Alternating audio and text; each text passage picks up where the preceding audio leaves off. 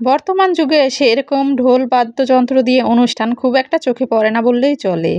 আমরা ছোটোবেলায় অনেক দেখেছি এরকম ঢোল ডাক্কর দিয়ে অনুষ্ঠান, সুন্নতি খাতনা সবকিছুইতেই দেখেছি। কিন্তু এরকমটা এখন কিন্তু খুব একটা নেই বললেই চলে। যাই হোক, আমার বোনের ছেলের মুখে ভাতের আয়োজন ছিল, সেখানে এরকম বাদ্যযন্ত্র আনা হয়েছিল। একদিকে রান্নাবান্নার আয়োজন চলেছে, অন্যদিকে বাবুর গোসলের আয়োজন করা হবে। সেজন্য সবাই এই ব্যান্ড পার্টি নিয়ে চলে যাচ্ছে পুকুরে পানি আনার জন্য। অনেক নাচ গান সবই হচ্ছিল। খুবই সুন্দর একটা সময় আমরা আসলে এনজয় করছিলাম, মজাই লাগছিল। এই দিনটা স্মরণীয় থাকবে সবসময় আমার কাছে।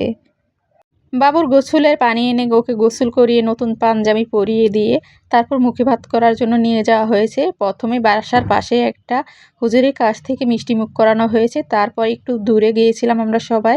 সেটা ওর দাদির আনন্দের জন্যই ৩টা অটো ভাড়া করে আমরা গিয়েছিলাম। সেখান থেকে মুখে ভাত করে আমরা চলে আসলাম। এসে দেখি রান্নাবান্না শেষ। বাড়িতে অনেক মেহমান এসেছে, তাদের খাওয়া দাওয়া চলছিল। সেগুলো আর ভিডিও করতে পারিনি। যাই হোক, সবার খাওয়া দাওয়া শেষ করে আমরা বাড়িতে যারা ছিলাম সবাই একসাথে খেতে বসলাম।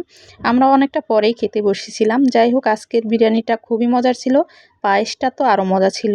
এই ছিল আমাদের সাফওয়ান বাবা। সবাই কিন্তু মাশাল্লাহ বলে যাবেন, আমার সাফওয়ান বাবা কিন্তু অনেক কিউট। যাই হোক, কিছু প্যাকিং করা উপহারও ছিল, সেগুলো খুলে খুলে সবাই দেখছিল। আজকের দিনটা অনেক আনন্দের দিন কাটলো, খুবই ভালো লাগলো। আর আমার সাফওয়ান বাবার জন্য সবাই অনেক অনেক দোয়া করবেন। অনুষ্ঠানের দিন তো ভরপুর খাওয়া দাওয়া হয়েইছে। অনুষ্ঠানের পরের দিনে আয়োজনটাও কিন্তু কম ছিল না।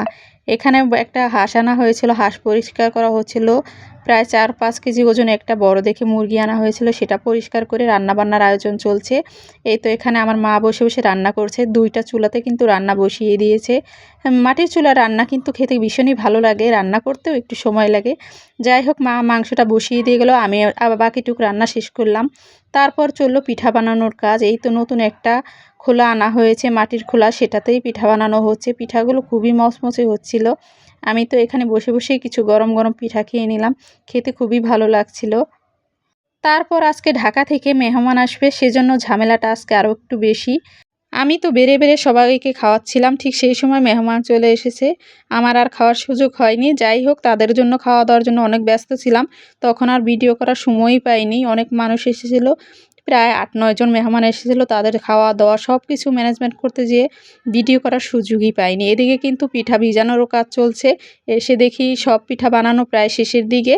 সবাই তো মাংস দিয়ে পিঠা খেয়েছে, আর বাকিগুলো সব ভিজানো হচ্ছে দুধে। আর যারা মেহমান এসেছে তাদের জন্য প্যাকেট করে সব কিছু দিয়ে দেওয়া হচ্ছে। যাই হোক, ২ দিন ভালোই সময় কাটালাম। এদিকে আমার ফেসবুকের তো সব কিছু লাল হয়ে গেছে।